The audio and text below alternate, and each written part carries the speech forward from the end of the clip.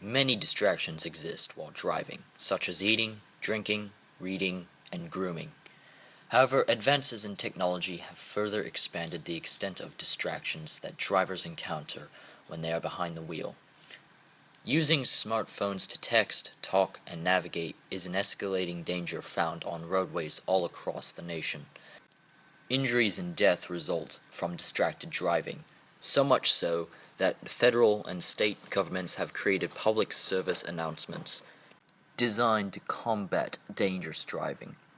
The objective is to raise awareness, change attitudes, and most importantly, change behaviors. Despite the well-meaning intentions, PSAs have little impact on reducing the number of distracted driving incidents.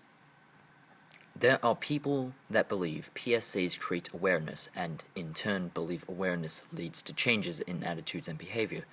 While PSAs may increase awareness, concluding it leads to changes in attitude and behavior is a fallacy. A prime example is the PSA campaign targeting drinking and driving.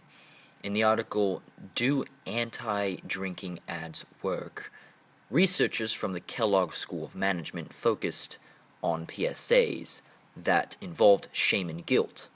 The results from their experiment indicated that this form of advertising did little to combat drunk driving.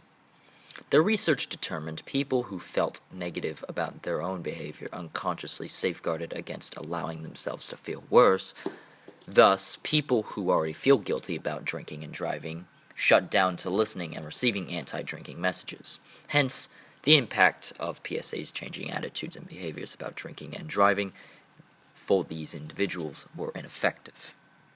Similarly, PSAs have little impact in reducing distracted driving incidents.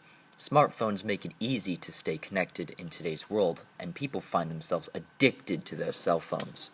Results from the study, The Extended I Self, the impact of iPhone separation on cognition, emotion, and physiology, found that people were unable to answer their iPhones when ringing, experienced faster heart rates, rises in blood pressure, increased sweat, and decreases in cognitive performance. These attributes impact basic human function, and despite the known consequences, statistics show that they don't change attitudes and actions.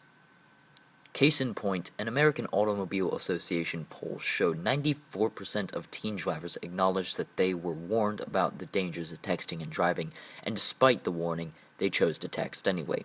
Hence, instinctive behavior in humans compels action despite any messages heard from PSAs. Without a doubt, distractions while driving occur every day on the roads across the United States, and advanced in technologies like smartphones have only propagated the problem. PSAs regarding distracted driving are designed to raise awareness and modify behaviors. While it is acknowledged that PSAs provide awareness of the dangers associated with the problem, there's no evidence that PSAs change attributes and behaviors. People tend to unconsciously shut down against receiving negative messages about their own behaviors. In addition, the emotional and physiological attachment to cell phones is too strong, and they need to constantly be connected is proven to be a major compulsion for Americans. Thus, PSAs have been an effective means to reduce distracted driving incidents.